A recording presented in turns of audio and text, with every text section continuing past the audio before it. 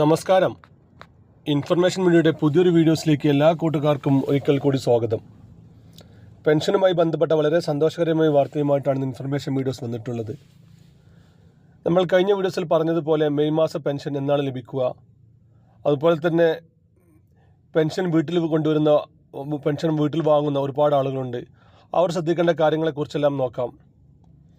അതിനു മുമ്പായി ഇൻഫർമേഷൻ മീഡിയയുടെ വീഡിയോസ് നിങ്ങൾ ആദ്യമായിട്ടാണ് കാണുന്നതെങ്കിൽ ചാനൽ സബ്സ്ക്രൈബ് ചെയ്യാൻ മറക്കരുത്. നമ്മുടെ ചാനലിൽ ഒരു തരത്തിലുള്ള രാഷ്ട്രീയ കാര്യങ്ങളും വരുന്നതല്ല. ഗവൺമെൻറ്റിൽ നിന്ന് ലഭിക്കുന്ന സേവനങ്ങൾ, ആനുകൂല്യങ്ങൾ, അറിയിപ്പുകൾ എന്നിവയെക്കുറിച്ച് മാത്രമായിരിക്കും വീഡിയോസ് വരുന്നത്. ശ്രദ്ധിക്കുക, ഒരുപാട് ആളുകൾ പഴയ വീഡിയോസുകൾ കണ്ട് ഒരുപാട് നമ്മുടെ കമൻറ്റ് ബോക്സിൽ ചോദിക്കാറുണ്ട്. ആനുകൂല്യങ്ങൾ ഇപ്പോൾ നിലവിലില്ല, ഞങ്ങൾ അക്ഷയയിൽ പോയപ്പോൾ ഞങ്ങൾ അറിഞ്ഞില്ല, അങ്ങനെ പല കാര്യങ്ങളും നമ്മുടെ കമൻറ്റ് ബോക്സിൽ ചോദിക്കാറുണ്ട്. ഗവൺമെൻറ് സേവനങ്ങൾ എപ്പോൾ വേണമെങ്കിലും പുതിയ മാറ്റങ്ങൾ വരാം. നമ്മൾ വീഡിയോ ചെയ്യുന്ന ദിവസത്തെ സേവനങ്ങളെക്കുറിച്ചാണ് നമ്മൾ വീഡിയോയിൽ പറയുന്നത്. അതുകൊണ്ട് തന്നെ ഏറ്റവും പുതിയ അറിയിപ്പോൾ ലഭിക്കാൻ തൊട്ടടുത്തുള്ള ബെല്ലൈക്കൺ കൂടി ക്ലിക്ക് ചെയ്യുക. ഫേസ്ബുക്കിലാണ് വീഡിയോ കാണുന്നതെങ്കിൽ ചാനൽ ഫോളോ ചെയ്യാൻ കൂടി മറക്കരുത്. നാളെ മുതൽ പെൻഷൻ ലഭിക്കുമെന്നാണ് ഇപ്പോൾ അറിയാൻ സാധിക്കുന്നത്. ആദ്യം തന്നെ സർക്കാർ പറഞ്ഞിരുന്നു 20-ാം തീയതിക്കകം തന്നെ പെൻഷൻ എല്ലാ ആളുകളിലേക്കും എത്തിക്കുമെന്നുള്ളത്. നാളെ വൈകിട്ടത്തോടു കൂടി തന്നെ പെൻഷൻ അവരുടെ അക്കൗണ്ടുകളിലെത്തും. എല്ലാ വർഷവും കറക്റ്റായി പെൻഷൻ മസ്റ്ററിംഗ് പൂർത്തിയാക്കിയ, അതുപോലെ തന്നെ വരുമാന സർട്ടിഫിക്കറ്റ് നൽകിയ, വിധവാ പെൻഷൻ വാങ്ങുന്ന ആളുകളാണെങ്കിൽ വിധവാ പെൻഷൻ വാങ്ങുന്ന ആളുകൾ എല്ലാ വർഷവും നൽകുന്ന സത്യമൂലം കറക്റ്റായി നൽകിയ ആളുകൾക്ക് നാളെ മുതൽ തന്നെ പെൻഷൻ അവരുടെ അക്കൗണ്ടുകളിലെത്തും. അതുപോലെ തന്നെ ശ്രദ്ധിക്കേണ്ട മറ്റൊരു കാര്യത്തെക്കുറിച്ച് നമുക്ക് നോക്കാം. പെൻഷൻ അവരുടെ കൈകളിലെത്തുന്ന ഒരുപാട് ആളുകളുണ്ട്. അവർക്കിപ്പോൾ സർക്കാരിൽ നിന്നൊരു കർശനമായിട്ടുള്ള അറിയിപ്പുകൾ ഇപ്പോൾ വന്നിട്ടുണ്ട്.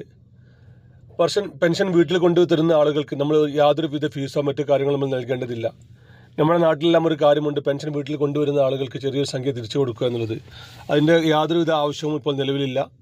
സർക്കാർ ഓരോ വ്യക്തികൾക്കും പെൻഷൻ വീട്ടിൽ കൊണ്ടുതരുന്നതിന് 30 രൂപ വെച്ച് അവർക്ക് ലഭിക്കുന്നുണ്ട്.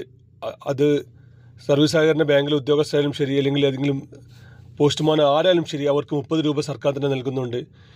ഇതിനോടകം തന്നെ അവർക്ക് നൽകാനുള്ള പണം നൽകിയിട്ടുണ്ട്. അതുകൊണ്ട് തന്നെ യാതൊരുവിധ തരത്തിലുള്ള പണവും നമ്മൾ അവർക്ക് നൽകേണ്ട ആവശ്യമില്ല. നിർബന്ധമായിട്ട് സർക്കാർ നൽകുന്ന ഫണ്ടാണ്. അതുകൊണ്ട് തന്നെ നമ്മളത് മുഴുവനായിട്ട് നമുക്ക് മാത്രമുള്ളതാണ്.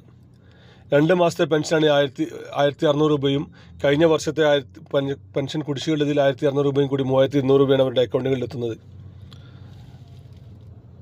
അതുപോലെ തന്നെ കഴിഞ്ഞ വർഷത്തെ കുടിശ്ശിക ആയതുകൊണ്ട് തന്നെ ആ കുടിശ്ശിക പെൻഷൻ കഴിഞ്ഞ വർഷം തുടക്കത്തിലായിരുന്നു കുടിശ്ശിക ഉണ്ടായിരുന്നത്. അതിനുശേഷം ഇപ്പോൾ ഒരു വർഷത്തോളമായി കറക്റ്റായി തന്നെ പെൻഷൻ ലഭിക്കുന്നുണ്ട്.